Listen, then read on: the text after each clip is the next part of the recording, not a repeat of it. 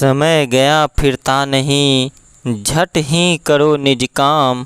जो बीता सो बीतिया, अब ही गहो प्रभु नाम। ऐसी पीर विरह तन भीतर, जागत रैन बिहानी। दिन नहीं चैन, रैन नहीं निंदिया, भावत अन्न न पानी।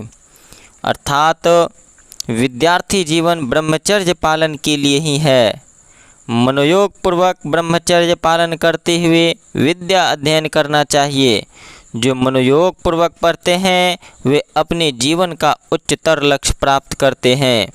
छात्र के कंधों पर ही देश का भार है, यही युवा बल है जो देश को महान बनाने में सक्षम है। ब्रह्मचारी का स्मरण तेज एवं बुद्धि विलक्षण होती है। संत सेवी सत्य समझ, जीवन किसी का है दिया। छीन लेगा कब इसे, इसका पता मालूम नहीं। And once of practice is better than a ton of theory. अर्थात रत्ती भर अभ्यास ढेर सारे थ्योरी से कहीं अच्छा है। महान लक्ष्य के प्राप्ति के लिए महान प्रयत्न के साथ लग जाओ। जो कार्य जितने ही महान होते हैं उसके लिए उतने ही परिश्रम, समय एवं श्रद्धा, ये तीनों चीज़ों की आवश्यकता होती है। जो अनमोल समय का मूल जानते हैं वे अनमोल हो जाते हैं।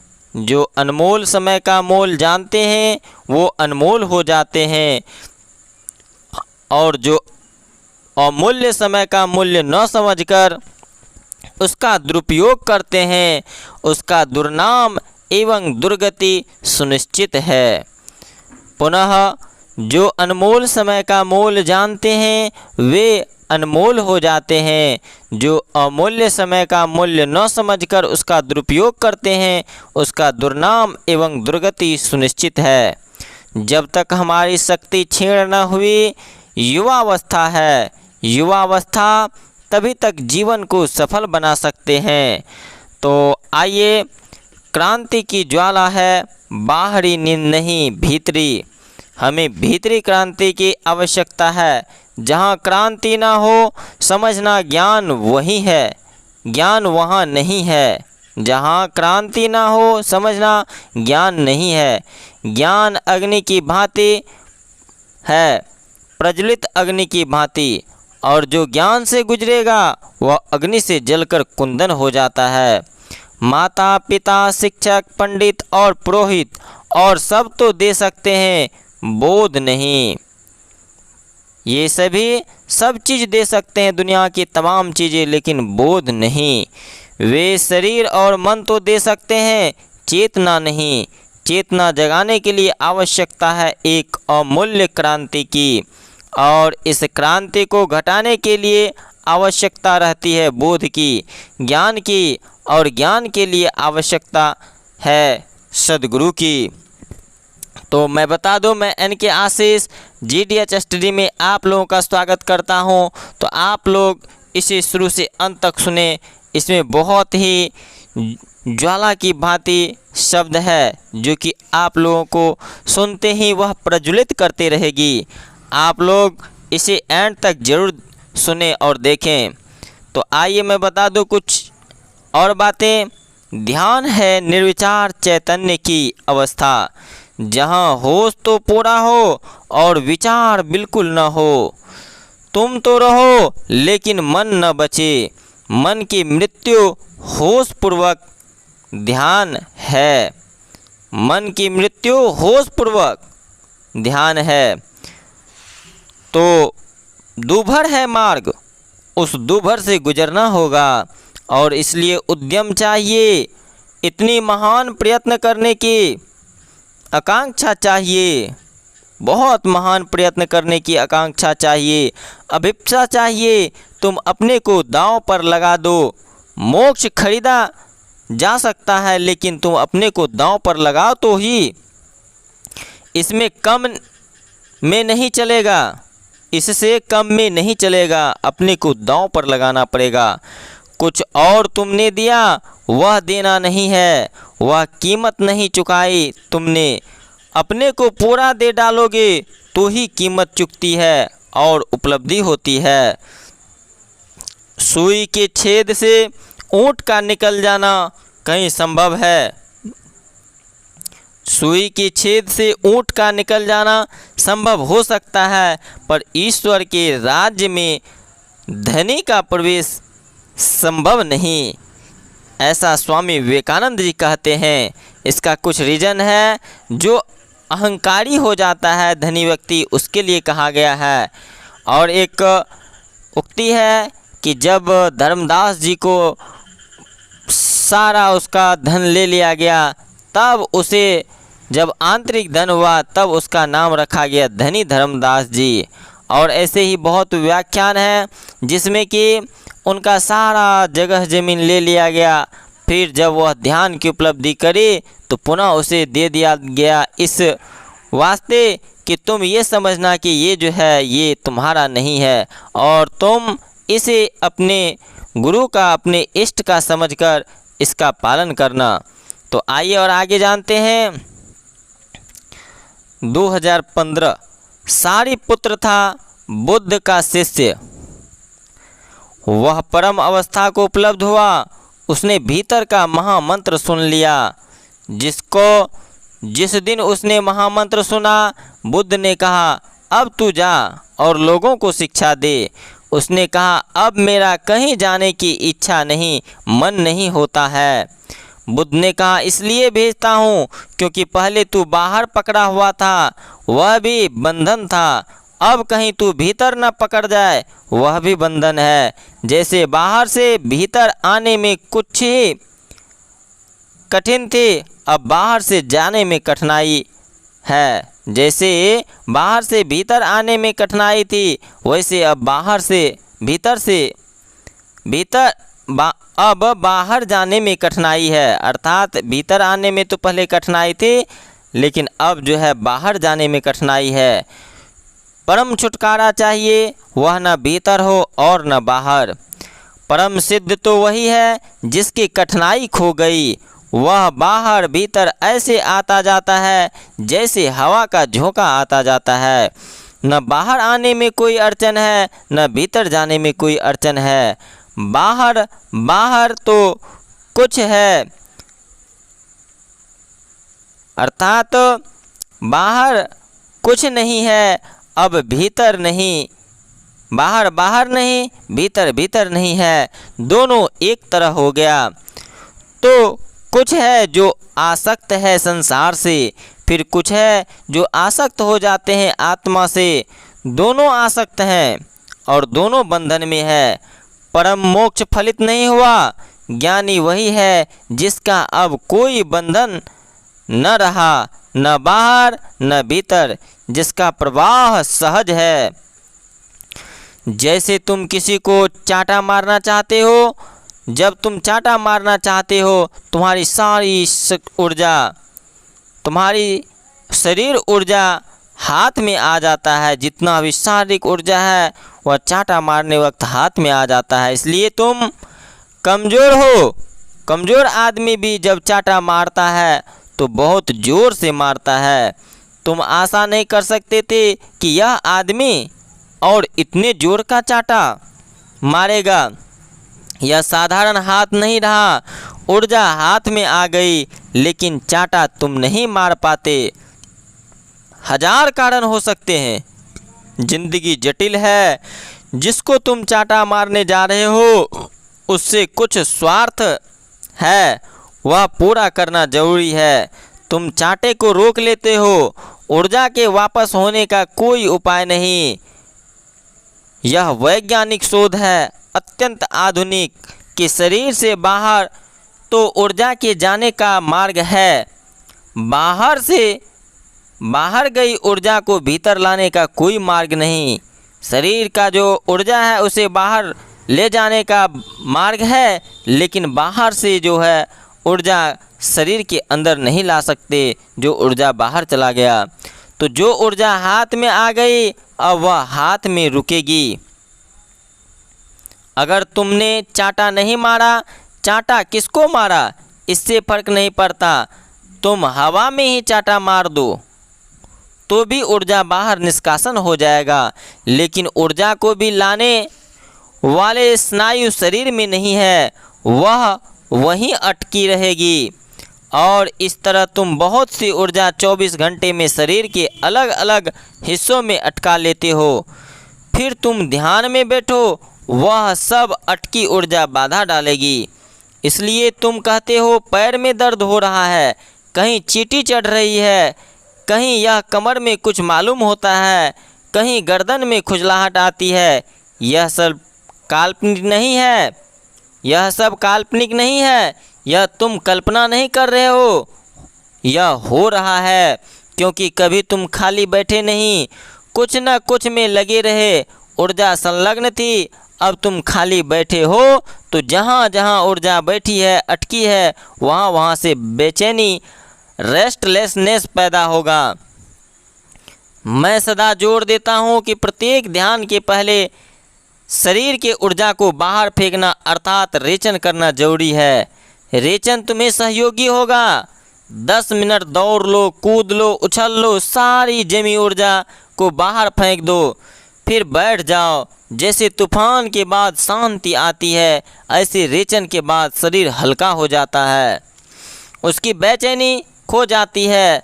पर वह भूमिका है, कोई चरण नहीं। वह मकान के बाहर की सीढ़ी है, मकान के भीतर तो असली यात्रा शुरू होती है। 10 मिनट ओंकार की ध्वनि शरीर से, 10 मिनट ओंकार की ध्वनि मन से, 10 मिनट ओंकार की ध्वनि तुम्हें नहीं करनी, वह अस्तित्व में हो ही रही है, तुम्हें सिर्फ सुननी है। शास्त्रों का अनुसरण उसी समय तक विहित है जब तक जीवन में दृढ़ता न आए हो। तो इस तरह करने के बाद पुनः तुम उसी ध्यान में प्रवेश पा पाते हो। पिपील का मार्ग, तुम जिंदगी में इतने दुखी कभी नहीं पाते जितने तुम कल्पना करते हो। वे बीमारियां कभी नहीं आती जिनकी तुम्हें सोच बैठे रहते हो। वे दुख भी तुम पर कभी नहीं गिरते जिनसे तुम भयभीत रहते हो। तुम्हारे जीवन का 90% दुख तो तुम्हारे मन की कल्पना है। 10% सही है, लेकिन 90% बिल्कुल कल्पना है। और 90% के कारण तुम इस 10% का हल नहीं कर पाते। अगर वह 90% समाप्त हो जाए, झूठ हट जाए, तो जीवन का जो भी दुख वास्तविक है उसका निपटारा है, उससे छुटकारा है, उसके बाहर होने का उपाय है। तुम उससे सदा बड़े हो। तुम उस पर पैर रखकर सीढ़ी बना ले सकते हो, लेकिन तुम इतना बढ़ा लेते हो कि दुख इतना बड़ा हो जाता है कि तुम छोटे हो जाते हो। और इसे बढ़ाना नहीं है। तो कह रहा है, जैसे ही भीतर के ज्ञान की किरण जगती है, जैसे ही भीतर के ज्ञान की किरण जगती है, दिया जलता है। तुम अपनी शक्तियों के स्वामी हो जाते हो और तुम्हारी ज्ञान का कारण है। और ज्ञान अंतिम घटना है। ज्ञान का अर्थ है भीतर की आंखें देखने की क्षमता, आर पार देखने की क्षमता। तब जीवन में कोई दुख नहीं है, तब जीवन में सिर्फ आनंद है। तुम्हारे अंधेपन के कारण दुख है, तुम्हारी नींद के कारण तुम्हारा सपना दुखद हो गया है। होश किसी दुख को नहीं जानता, होश सिर्फ आनंद को जानता है। मुल्ला नसरुद्दीन का बेटा खा रहा था। पहले वह बाएं हाथ से खा रहा था, फिर थोड़ी देर बाद उसने दाएं हाथ से खाना शुरू कर दिया। मैं थोड़ा चौंका, फिर मैंने देखा कि फिर उसने बाएं हाथ से खाना शुरू कर दिया। नसरुद्दीन ने कहा, 1000 बार तुमसे कहा लड़के कि दाएं हाथ से खाना खा, बाएं हाथ से मत खा। लड़के ने कहा, क्या फ़र्क पड़ता है, मुंह बिल्कुल दोनों के बीच में है, चाहे इधर से खाओ कि उधर से खाओ, यात्रा बराबर करनी पड़ती है। मुंह बिल्कुल मध्य में है।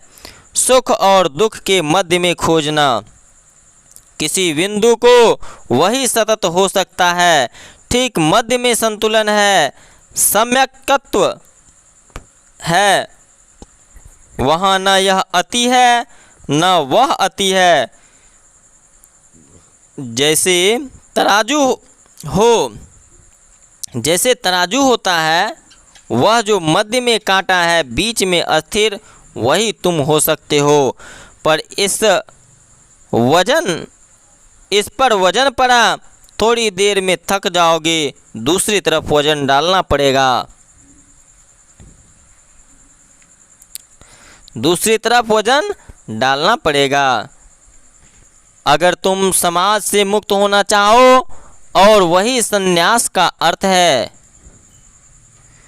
तो लोगों के सुझाव से मुक्त होना, क्योंकि वह बाहर है।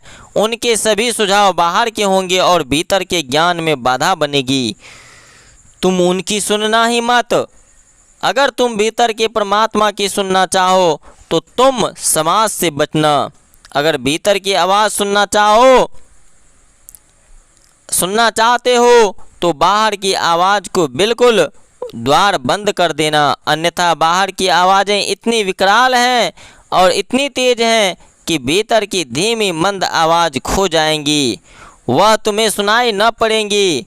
वह प्रतिपल निनादित होता रही है, वह प्रतिपल निनादित हो रही है, लेकिन तुम बाजार में खड़े हो, वहाँ बड़ा शोरगुल है। पहली शर्त है शरीर का और चाबी है एक। इसको कहना चाहिए मास्टर की। इससे सभी ताले खुल जाते हैं, क्योंकि ताले एक ही जैसी है। चाबी है कि शरीर के प्रति तुम होश से भरना। चलो तो देखना शरीर चल रहा है, मैं नहीं। भूखे हो जाओ, देखना शरीर को भूख लगी है, मुझे नहीं। प्यासे हो जाओ, देखना प्यास शरीर में है, मुझ में नहीं। यह होश कायम रखना, तुम धीरे धीरे पाओगे यह होश तुम्हारे और शरीर के बीच में खाई पैदा करने लगा। जैसे जैसे यह होश सघन होगा, फासला बड़ा होगा और आनंद अनंत फासला है। तुम में और शरीर में अनंत दूरी है। जैसे जैसे तुम्हारा होश गहरा होगा, बीच का सेतु टूटेगा, संबंध विच्छिन्न होगा और एक दिन प्रगाढ़ रूप से देख पाओगे कि शरीर सिर्फ खोल है। तुम जीवन हो, शरीर मृत्यु है। शरीर पदार्थ है, तुम चैतन्य हो। शरीर अणुओं का खेल है, अणुओं का जोर नहीं। आज है कल नहीं होगा, परिवर्तनशील है। तुम किसी के जोर नहीं, तुम चैतन्य हो, अखंड, सदा थे सदा रहोगे।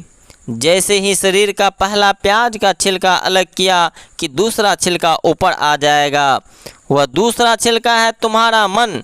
वह बीमारी और गहरी है, क्योंकि शरीर काफ़ी दूर है, मन काफ़ी निकट है। शरीर अगर अणुओं का जोड़ है तो मन विचारों का। शरीर अगर पदार्थ है तो मन सूक्ष्म पदार्थ है। विचार भी सूक्ष्म ध्वनियाँ हैं। ध्वनि पदार्थ है, लेकिन विचार और भी करीब है। तुम उनसे ऐसे ग्रस्त हो, कपड़े जैसे नहीं। शरीर अगर कपड़े जैसा है तो विचार चमड़ी जैसे हैं। तुम्हारी चमड़ी जैसे करीब है, कपड़े से सदा करीब है, ऐसे विचार हैं और उनसे छुटकारा और भी मुश्किल है, क्योंकि तुम्हें सदा भ्रांति रही है कि ये विचार तुम्हारे हैं। शरीर के साथ तुम्हारा संबंध इतना नहीं है जितना विचार के साथ। अगर किसी आदमी से कहो कि तुम्हारा शरीर रुग्ण है, डॉक्टर के पास जाओ, तो वह बुरा नहीं मानेगा। लेकिन किसी से कहो कि तुम्हारा मन बीमार है, तुम मनोचिकित्सक के पास जाओ, तो वह फौरन नाराज हो जाएगा। किसी को बीमार कहो तो कोई हर्ज नहीं, लेकिन किसी को तुमने देखा शिव की पिंडी हमने बनाई है, वह शून्याकार है, वह जानकर हमने बनाई है। शिव का कोई चेहरा नहीं, उन जैसी सुंदर मूर्ति नहीं, क्योंकि उस पर कोई चेहरा नहीं। वह सिर्फ शून्य की आकृति है। और जिस दिन तुम भीतर भीतर उतरते जाओगे, वैसे वैसे तुम पाओगे कि वह शून्य आकृति तुम्हारे भीतर भी आनी शुरू हो गई है। तुम शिव के करीब होते जा रहे हो। जिस दिन तुम सिर्फ प्रकाश के शून्य मात्र रह जाओगे, एक ज्योति निराकार जिसका कोई नाम नहीं, रूप नहीं, उस दिन तुम जो भी बोलोगे वही जप होगा। अभी तुम जो भी बोलोगे वह धोखा है। अभी तुम जो धर्म भी करोगे तो वह अधर्म है। अभी तुम कुछ और कर ही नहीं सकते। तुम अभी एक भूल से बचने जाओगे तो 1000 भूल इकट्ठी कर लोगे। अभी सबसे बेहतर तो यह होगा कि तुम कुछ मत करना, सिर्फ तादाद में जोड़ना, बस जागना, कुछ करना मत, अन्यथा तुम एक भूल से बचने जाओगे या एक भूल से बचने जाते हो दूसरी पकड़ लेते हो। एक आदमी को लॉटरी मिल गई 10 लाख रुपये की। पत्नी को खबर मिली। पत्नी बहुत घबराई क्योंकि वह पति को जानती है 10 पैसे मिल जाए तो हर्ट फैल हो जाए। 10 लाख रुपये। पति बाहर थे। वह भागी भागी पड़ोस में गई। एक मंदिर के पुजारी को उसने पकड़ा क्योंकि वह उसको जो है ज्ञानी समझती थी। उसने कहा, भैया कुछ मेरी सहायता कर। पति घर आए उसके पहले कुछ जमाओ, 10 लाख रुपये की लॉटरी मिल गई है। उसने कहा, मत घबरा, ढंग से हम समझा लेंगे। मात्रा में काम करना पड़ेगा। आने दे पंडित को, मैं आता हूँ। पुजारी जाकर बैठ गया। पति आया तो पुजारी ने सोचा कि 10 लाख बहुत ज़्यादा हो जाएगा, 1 लाख से शुरू करें, धीरे धीरे चोट करना ठीक रहेगा। तो उसने कहा, सुनो, 1 लाख रुपये लॉटरी में मिल गया। वह आदमी बोला, सच? अगर 1 लाख मिला, 50,000 तुम्हारे मंदिर को दान। वह पुजारी वहीं बेहोश हो गया और उसका हार्ट फेल हो गया। उसने कभी सोचा नहीं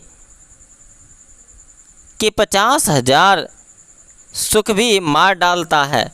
दुख तो मारता ही है, सुख भी मार डालता है, क्योंकि दोनों में एक उत्तेजना है और जहाँ उत्तेजना है वहाँ चीज़ें टूटती हैं, सतत वही रह जाती है, सतत रह जाता है। तुम जिसे छोड़ भी नहीं सकते, सतत वही रह सकता है जो तुम्हारा अनुत्तेजित स्वभाव है। जिसे साधना ना पड़े वही सतत रह सकता है। तुम जिसे छोड़ भी नहीं सकते। इसलिए सारे धर्म की खोज स्वभाव का है, स्वभाव की खोज धर्म है, क्योंकि वह शाश्वत है। उससे तुम उबोगे नहीं, कभी ना उबोगे, क्योंकि वह तुम ही हो। उससे अलग होने का उपाय नहीं है। उससे पार होने का या उससे पार होकर खड़े होकर देखने का उपाय नहीं है। जिससे भी तुम दूर खड़े होकर देख सकते हो, उससे तुम ऊब जाओगे। वह स्वभाव तुम्हारा नहीं है। तो अपने स्वभाव में रहो तो अपने आप को पहचान पाओगे।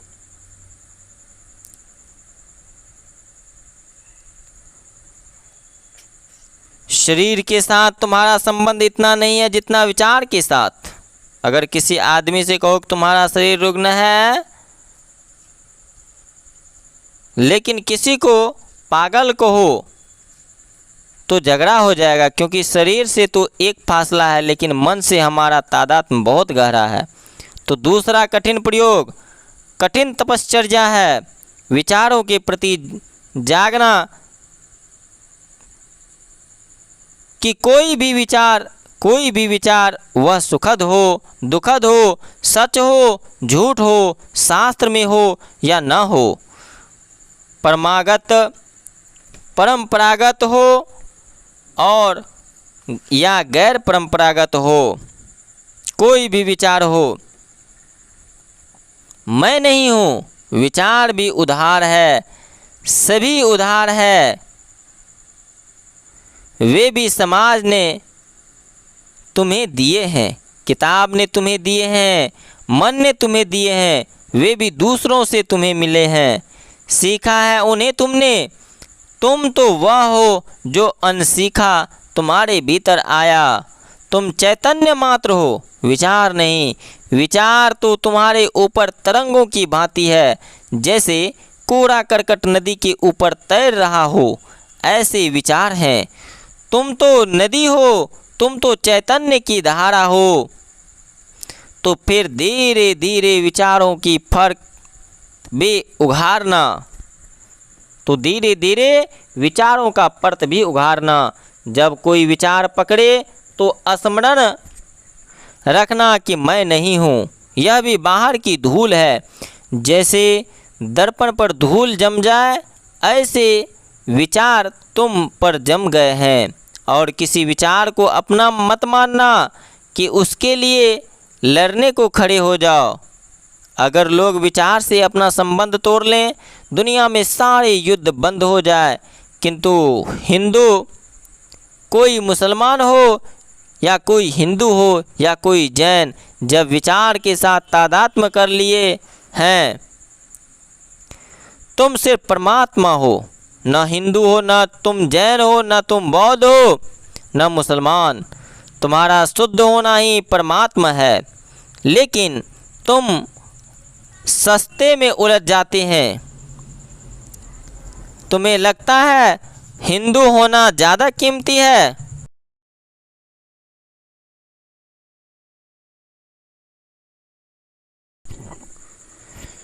तुम सस्ते में उलझ जाते हो। तुम्हें लगता है हिंदू होना ज़्यादा कीमती है बजाय परमात्मा के। मुसलमान होना है ज़्यादा कीमती है, और तुम्हारे हिंदू होने से मंदिर और मस्जिद लड़ते हैं। यह ज़मीन धर्म से, और यह ज़मीन धर्म से खाली होती है, भरता नहीं। सब धर्म लड़वाते हैं क्योंकि सभी धर्म विचार हो जाते हैं। धर्म तो सिर्फ एक है, वह है तुम्हारा परमात्मा, तुम्हारा शिवत्व। तुम स्वस्थ परमात्मा हो, तुम स्वयं परमात्मा हो, बस उतना ही धर्म है। वह कभी नहीं लड़ाएगा, क्योंकि विचार जहाँ नहीं होंगे वहाँ वैसी लड़ाई, वहाँ कैसा पक्षपात। जहाँ विचार नहीं होगा वहाँ कैसा लड़ाई और कैसा पक्षपात, वहाँ कैसा विरोध। शरीर ने तुम्हें दूसरों से अलग किया, विचार ने तुम्हें और भी ज़्यादा अलग किया। एक बात समझ लेना जो बड़ी विरोधाभासी है, जिसने तुम्हें स्वयं से तोड़ा है उसने ही तुम्हें दूसरों से भी तोड़ा है। शरीर ने तुम्हें स्वयं से तोड़ा है, शरीर ने ही तुम्हें दूसरों से तोड़ा है। विचार ने तुम्हें स्वयं से और भी बुरी तरह से तोड़ा है, उसने तुम्हें दूसरों से और भी बुरी तरह से तोड़ा है। और जिस दिन तुम अपने स्वभाव में प्रतिष्ठित हो जाओगे, न शरीर न विचार दोनों परतें उघाड़ कर फेंक दी, तुम बिना परत हो गए, कोई खोल न रही, शुद्ध जीवन रह गया। उस दिन तुम पाओगे तुम सबके साथ एक हो गए, क्योंकि परमात्मा दो नहीं है। उस दिन तुम्हारे भीतर का परमात्मा और तुम्हारे बाहर का परमात्मा एक हो गया। उस दिन घटाकाश और आकाश एक हो गया। उस दिन घड़े के भीतर छुपा आकाश, घड़े के बाहर फैला आकाश एक हो गया। घड़ा गिर गया, तादात्म्य घड़ा है। जैसे जैसे तुम परत उघाड़ते जाओगे, परत का अर्थ तुम्हारा तादात्म्य, आइडेंटिटी जो तुम नहीं हो उसके साथ अपने को एक मान लेना तादात्म्य है। जो तुम नहीं हो उसके साथ अपने को एक मान लेना तादात्म्य है, और उस सब से तादात्म्य है जो तुम हो। सब प्याज की परतें उगड़ जाती हैं, शून्य हाथ में आती है। यही शून्य तुम्हारा प्रभुता है, तुम्हारा शिवत्व है।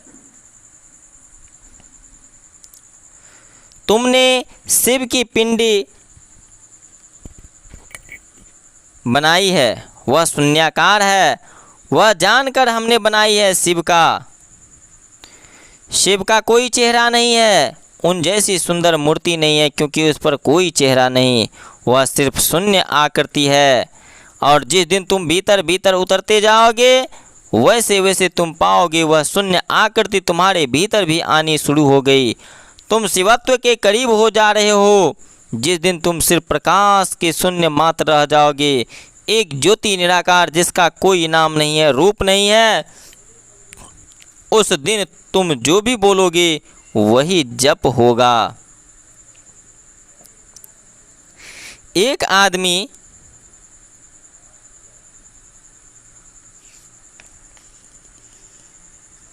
प्रेम करने से हृदय, आइए अब प्रेम के बारे में सुनेंगे।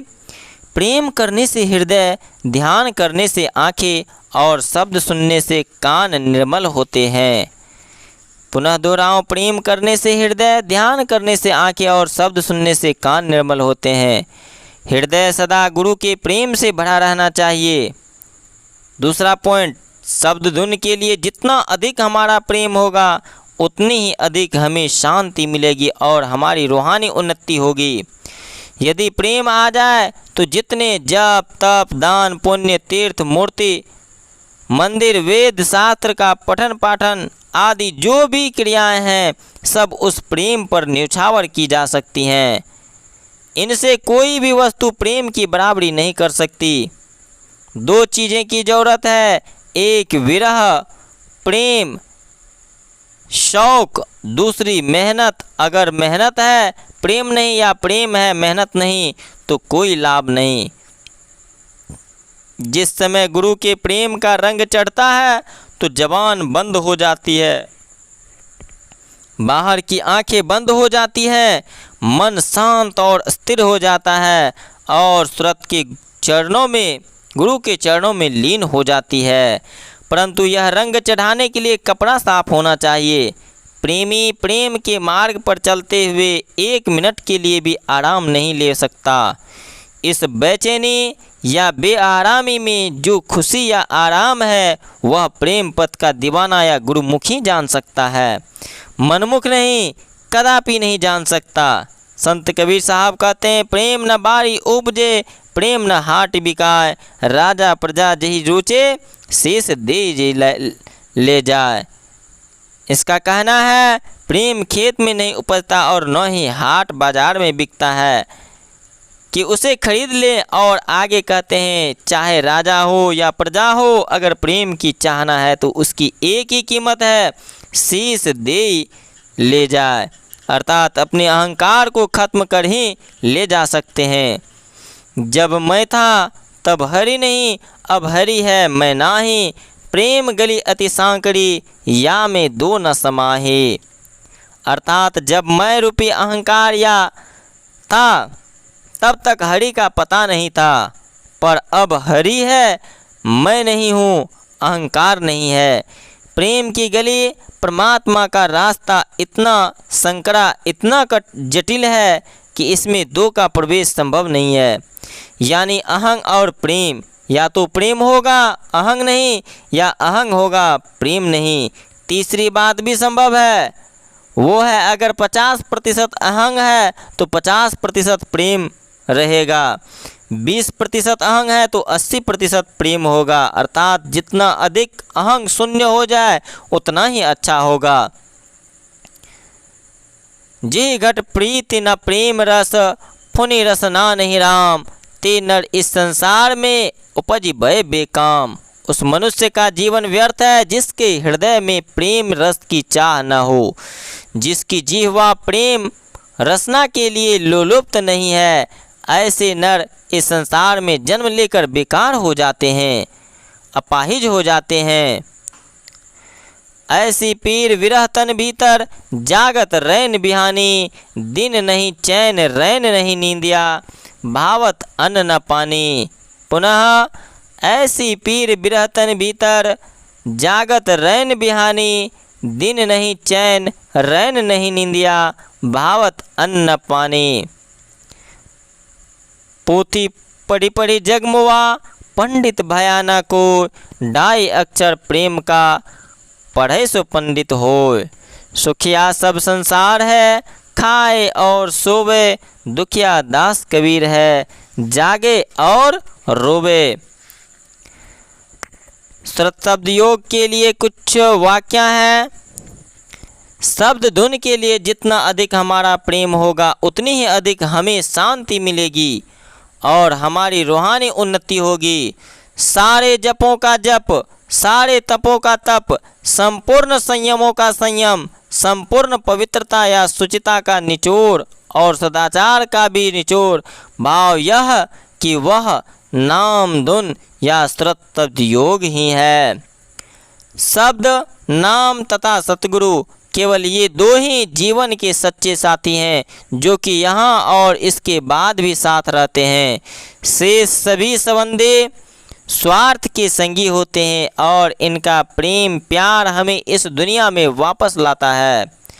किसी को कभी अपनी आध्यात्मिक उन्नति से संतुष्टि नहीं होनी चाहिए। सिमरन करने तथा शब्द धुन सुनने की भूख हमेशा बनी रहनी चाहिए।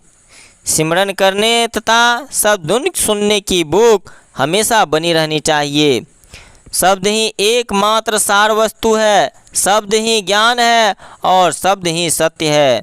लगातार कोशिश, प्रेम और विश्वास द्वारा इसे प्राप्त किया जा सकता है। शब्द योग का अभ्यास करने से शारीरिक और मानसिक थकावट कम होती है। शब्द योग का अभ्यास करने से शारीरिक और मानसिक थकावट कम होती है। अगर हम लगातार वर्क करते हैं तो हमें इसका प्रयोग करना चाहिए। शब्द योग का अभ्यास करने से शारीरिक और मानसिक थकावट कम होती है। नाम शब्द योग मिलने के बाद अगर कोई अभ्यासी हिदायत के मुताबिक 1 घंटा भी भजन करता है तो उसका बाहर भटकता मन निश्चल हो जाता है, नाड़ियाँ शांत हो जाती हैं और हृदय की धड़कनें भी कई दर्जे कम हो जाती है।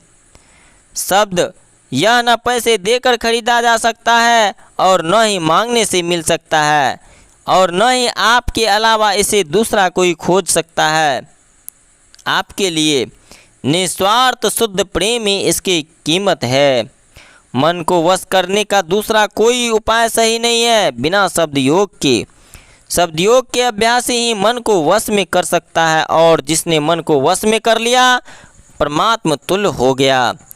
ऐसी पीर विरह तन भीतर, जागत रैन बिहानी। दिन नहीं चैन रैन नहीं निंदिया, भावत अन्न न पानी।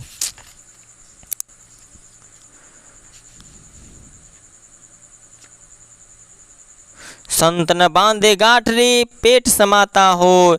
आगे पाछे हरी खरा, जो मांगे सो दे। संत कबीर साहब का मानना है कि संत गुरु गाठरी नहीं बांधते हैं।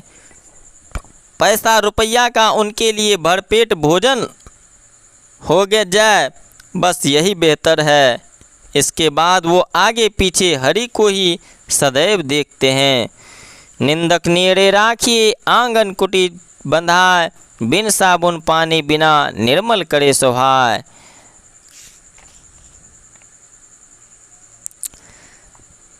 सृजनकर्ता संत कवि, चित्रकार, संगीतज्ञ, मूर्तिकार, यही वो व्यक्ति हैं जो कि संसार को आनंद के फूलों से, संगीत के सुगंधों से, नृत्य के सुंदर भाव से भर दिया है। ऐसे लोग दमनकारी व्यक्ति नहीं होते, वे कुछ ज़्यादा ही कामुक होते हैं। वे बहुत अधिक प्रेम करते हैं लोगों से, पूरे विश्व से। जीवन के आधारभूत नियमों में से एक है कि जब तक तुम सृजन नहीं कर सकते तब तक तुम अपने पूर्ण गरिमा को उपलब्ध नहीं होते। तुम्हारा सृजन स्वतंत्रता, ऊर्जा, प्रतिभा और चैतन्य लाता है। गंभीर आदमी हंस नहीं सकता, नाच नहीं सकता, खेल नहीं सकता। वह निरंतर अपने आप को नियंत्रित करते रहता है। अपना ही जेलर बन गया है वो, जो आत्मा का रोग है। लेकिन निष्ठा, आनंदित विश्वास एक बहुत ही भिन्न घटना है। निष्ठावान व्यक्ति निष्ठा से खुशियाँ मना सकता है, निष्ठा से नाच सकता है, निष्ठा से हंस सकता है और हंसने में व्यक्ति का शरीर, मन, आत्मा सम्मिलित हो जाते हैं, खंड विलीन हो जाते हैं, खंडित व्यक्तित्व खो जाता है। हास्य में हमें वापस ऊर्जा से भर देता है, हास्य हमें वापस ऊर्जा से भर देता है। निष्ठा हम आनंदित शुद्ध मन को कह सकते हैं, जिसे सब कुछ मिल गया हो, अब पाने को कुछ भी बाकी न रहा हो, हमेशा देता ही रहे, जो दानी हो गया हो।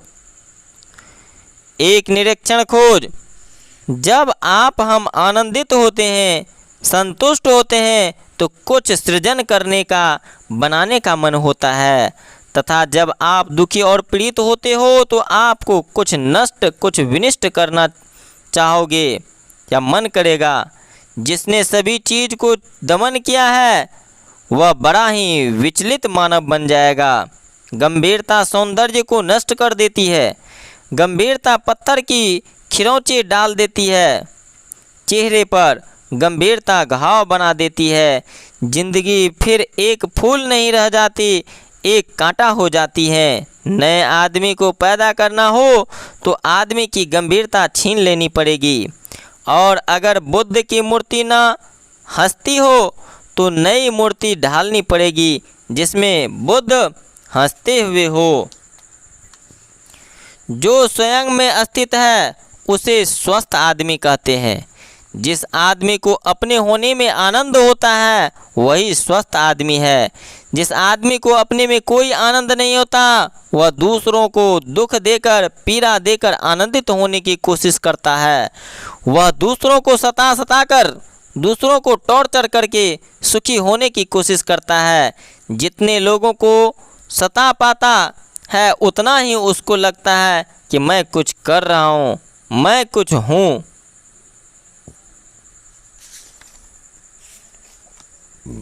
ध्यान में बैठने का जगह और आसन। ध्यान में बैठने का जगह और आसन। आपको अगर ध्यान के लिए एक नियत जगह चुन सकें, आप अगर ध्यान के लिए एक जगह नियत चुन सके, एक छोटा सा मंदिर, घर में एक छोटा सा कोना, एक ध्यान कक्ष तो सर्वोत्तम है। फिर उस जगह किसी और काम के लिए उपयोग न करें, क्योंकि हर काम के अपनी अलग तरंगें होती हैं। उस जगह का उपयोग सिर्फ ध्यान के लिए करें और किसी काम के लिए उसका उपयोग न करें तो वह जगह चार्ज हो जाएगी और हमारी प्रतीक्षा करेगी। वह जगह बहुत सहयोगी हो जाएगी। वहाँ एक वातावरण निर्मित हो जाएगा, एक तरंग निर्मित हो जाएगी जिसमें हम बहुत सरलता से ध्यान में गहरे में प्रवेश कर सकते हैं। यही वजह से मंदिरों, मस्जिदों, गुरुद्वारा, चर्चों का निर्माण हुआ था। गांवों के हर एक घर में एक रसोई या गोसाई घर, पवित्र घर का निर्माण करते हैं। कोई ऐसी जगह हो सकता है, कोई ऐसी जगह हो जिसका उपयोग सिर्फ ध्यान और प्रार्थना के लिए हो। अगर ध्यान के लिए एक नियत समय चुन सकें तो वह बहुत उपयोगी होगा, क्योंकि हमारा शरीर, हमारा मन एक यंत्र है। अगर हम रोज एक नियत समय जगते हैं, नियत समय सोते हैं और नियत समय भोजन करते हैं तो उसी समय हमें भूख लग जाता है, भूख लग जाती है, उसी समय हमें नींद आ जाती और उसी समय डर, उसी समय एक दिन जग जाते हैं, हर एक दिन जग जाते हैं। हम एक बहुत मज़ेदार प्रयोग कर सकते हैं। अगर हम रोज़ 4 बजे जगते हैं और रोज़ सुबह 9 बजे नाश्ता करते हैं और हम घड़ी में देखें कि घड़ी में 9 बजे हो तो हमें भूख लग जाएगी, भले ही अभी 7 बजा हो। घड़ी ख़राब है फिर भी आपको घड़ी हमें आपकी घड़ी में 9 बज रहा हो तो आपको भूख लग जाएगी। हमारा शरीर एक यंत्र है, हमारा मन भी एक यंत्र है। अगर हम नियत जगह पर एक नियत समय पर रोज़ ध्यान करें तो हमारे शरीर और मन में ध्यान के लिए भी एक प्रकार की भूख निर्मित हो जाती है। रोज़ उस समय पर शरीर और मन ध्यान में जाने की मांग करेंगे। यह ध्यान में जाने में सहयोगी होगा। एक भाव दशा निर्मित होगी जिसमें हम भूख बन जाएंगे, एक प्यास बन जाएंगे। शुरू में यह बहुत सहयोगी होगा, जब तक कि ध्यान हमारे लिए इतना सहयोगी न हो जाए कि हम कहीं भी किसी भी समय ध्यान में जा सकें, तब तक मन और शरीर की इन यांत्रिक व्यवस्थाओं का उपयोग करना चाहिए। इनसे एक वातावरण निर्मित होता है। कमरे में अंधेरा हो, अगर बत्ती या धूप बत्ती की खुशबू हो, एक ही प्रकार के कपड़े के वस्त्र हों, एक सी चटाई आसने का उपयोग करें, एक से आसन का उपयोग करो। इससे ध्यान नहीं हो जाता, लेकिन इससे मदद मिलती है। अगर कोई और इसकी नकल करें तो उसे बाधा भी पड़ सकती है। प्रत्येक को अपनी व्यवस्था खोजनी है। व्यवस्था सिर्फ इतना करती है कि एक सुखद स्थिति निर्मित हो, और जब हम सुखद स्थिति में प्रतीक्षा करते हैं तो कुछ घटता है। जैसे नींद उतरती है वैसे ही परमात्मा उतरता है, जैसे प्रेम घटता है वैसे ध्यान घटता है।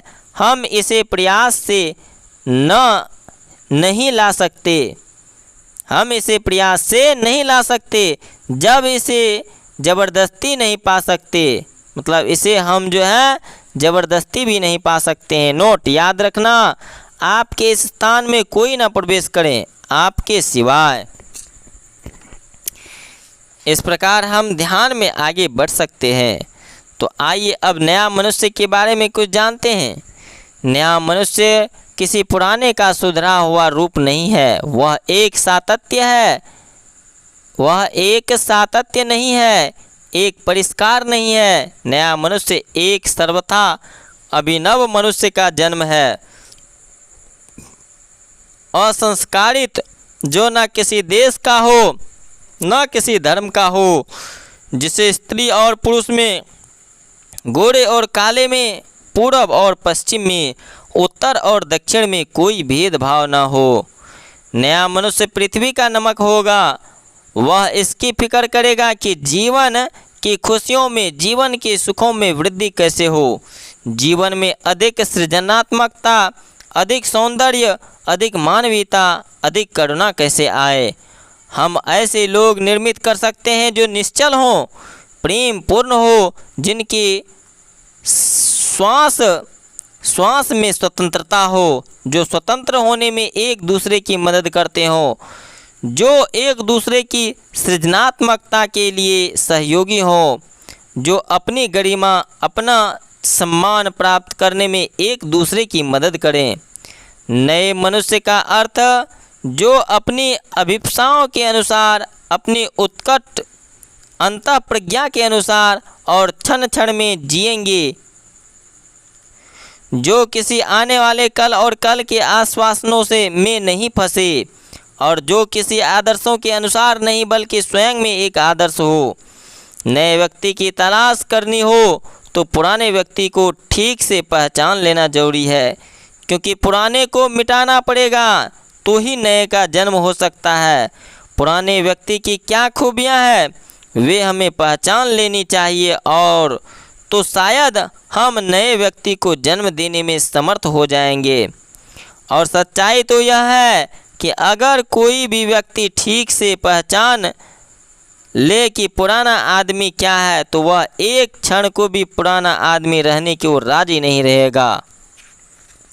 वह तुरंत चाहेगा कि मैं नया आदमी बन जाऊं।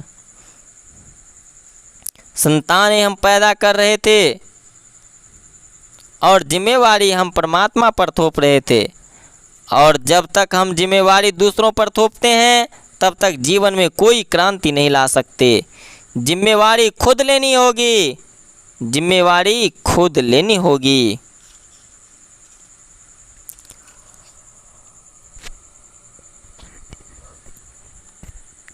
समाज नहीं, आदमी को बदलना है। शायद इससे बड़ा कोई आश्चर्यजनक, इससे बड़ी कोई अद्भुत घटना नहीं है कि अब तक की सारी क्रांतियों असफल हो गई। समाज पुराना का पुराना है, सब तरह के उपाय किए गए और समाज नया नहीं हो पाता। समाज क्यों पुराना रह जाता है? नए समाज की खोज पूरी क्यों नहीं हो पाती? बहुत बड़ी गलती हो रही है।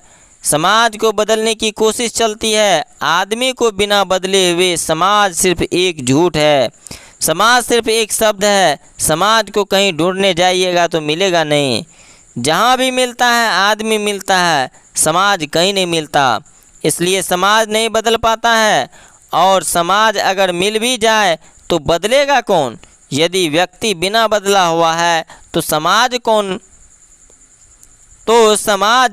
को बदलेगा कौन? आदमी नहीं बदलना है तो समाज नहीं बदल सकता। समाज को बदलने की बात इसलिए असफल हो जाती है कि मनुष्य को व्यक्ति को बुलाने की कीमिया के मिष्टी नहीं खोजी जा सकती। मैं व्यक्ति को बदलने से शुरू करना चाहता हूँ। नए समाज की खोज में नए मनुष्य की खोज पहला सूत्र है। समाज नहीं, महत्वपूर्ण है मनुष्य। गुलामियाँ बदलती रही हैं, गुलामी नहीं मिटी, क्योंकि आदमी का दिमाग गुलाम है और हम समाज की गुलामी मिटाने की कोशिश करते हैं, और आदमी का गुलाम दिमाग नई गुलामियाँ पैदा कर लेते हैं। एक मंदिर, एक मूर्ति, एक गुरु छोड़ो दूसरा मौजूद हो जाता है। आदमी का दिमाग नई नई गुलामियाँ खोज लेता है। वे पुरानी गुलामियाँ ही है जो नए फैशन में और नए लेबल लगाकर उपस्थित हो जाती है। मनुष्य जीवन के समय को अमूल्य और क्षणिक समझकर उत्तम से उत्तम कार्य में व्यतीत करना चाहिए। एक क्षण भी व्यर्थ नहीं बिताना चाहिए। यदि कोई हमारा दोष सिद्ध करे तो उसके लिए जहाँ तक हो सफाई नहीं देनी चाहिए, क्योंकि सफाई देने से दोषों की जगह जड़ जमती है तथा दोष बतलाने वाले के चित्त में भविष्य के लिए रुकावट होती है। इससे हम निर्दोष नहीं हो पाते। यदि हम निर्दोष हैं तो दोष सुनकर हमें मौन होना चाहिए, इससे हमारी कोई हानि नहीं है। और यदि सदोष हैं तो अपना सुधार करना चाहिए। दोष बतलाने वाले का गुरु तुल्य आदर करना चाहिए, जिससे भविष्य में उसे दोष बतलाने में उत्साह हो। जीवन को अधिक खर्चीला नहीं बनाना चाहिए। ऋषि मुनियों का जीवन खर्चीला नहीं था। अधिक खर्चीला जीवन मनुष्य को रुपयों और दूसरे पुरुषों का दास बना देता है, जिसके कारण अनेक पाप करने पड़ते हैं और दर दर भटकना पड़ता है। शरीर निर्वाह के लिए भी अनासक्त भाव से ही पदार्थों का उपयोग करना चाहिए। भोजन के समय स्वाद की ओर ध्यान नहीं देना चाहिए, क्योंकि वह पतन का हेतु है। इसलिए स्वास्थ्य की ओर लक्ष्य रखना भी वैराग्य में कमी ही है। कल्याणकामी पुरुष को तो वैराग्य युक्त चित्त से केवल शरीर निर्वाह के लिए ही भोजन करना चाहिए। तो दोस्तों, आज का वीडियो बहुत ही लंबा है। आप लोग अगर ध्यानपूर्वक सुने हैं तो एक लाइक ज़रूर कर दें। कमेंट में बताएं कि इस छोटा वीडियो सही है या लंबा वीडियो सही है, और वीडियो को दोस्तों अधिक से अधिक शेयर करें। तो मिलते हैं दोस्तों अगले वीडियो में ऐसे ही कुछ इम्पोर्टेंट टिप्स लेके। तब तक के लिए जय हिंद, जय भारत।